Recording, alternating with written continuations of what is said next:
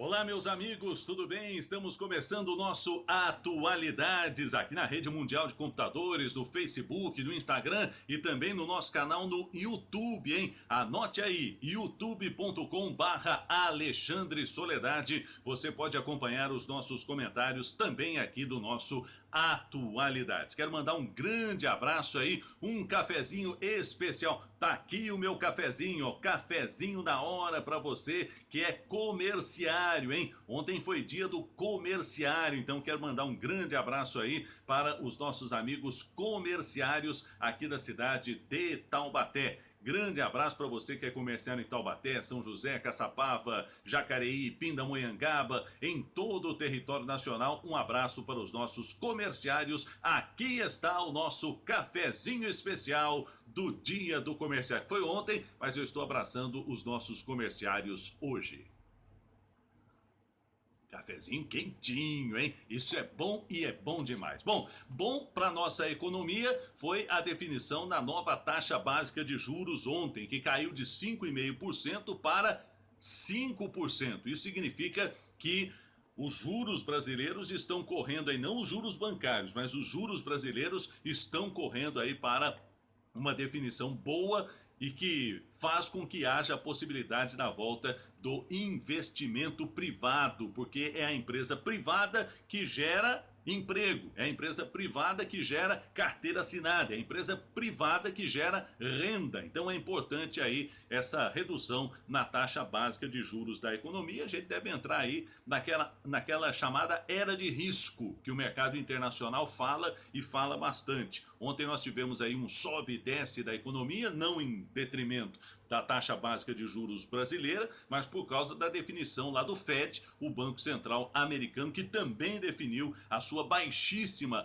taxa de juros lá nos Estados Unidos. É hora de investir em empresas, é hora de investir em ações, aqueles que gostam de fazer isso é importante. É época de amadurecimento para a economia brasileira, no sentido de novos investimentos para a indústria, e isso é necessário, já que a indústria brasileira está necessitando. Veja aí o que acontece com as nossas montadoras aqui do Vale do Paraíba.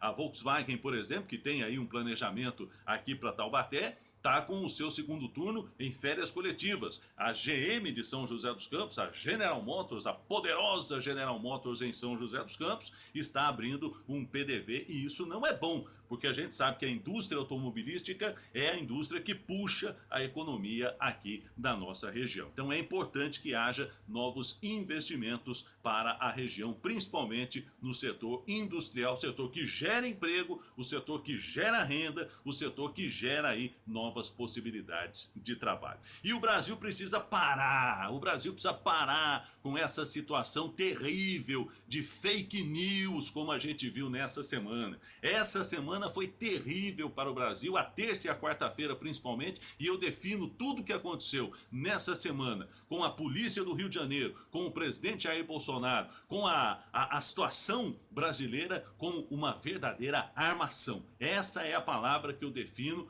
aliás, disse isso ontem aqui, essa é a palavra que eu defino o que aconteceu essa semana: armação, né? O fato é que o Brasil não pode passar por uma situação como passou por essa semana, com o presidente da República sendo acusado aí por um porteiro do seu condomínio de ter autorizado a entrada daquele que foi o motorista que levou o Rony Lessa para... Ele é acusado até agora, diga-se de passar, porque a polícia do Rio de Janeiro está demorando para definir essa questão, de ter atirado contra a vereadora Marielle, lá do Rio de Janeiro. Agora, muitas perguntas estão abertas ainda nessa questão. Muitas perguntas. Por exemplo, por que o porteiro anotou no livro a casa do Bolsonaro? Na época, pré-candidato à presidência da República. A Polícia Civil precisa vir a público, a Polícia Civil do Rio de Janeiro precisa vir a público e explicar essa situação. Governador Wilson Witzel do Rio de Janeiro precisa vir a público e explicar essa situação. O que a gente vê é que falta comando nas nossas corporações. O delegado-geral, os chefes de corporação precisam acompanhar mais essas investigações. Porteiro se confundiu? Porteiro errou?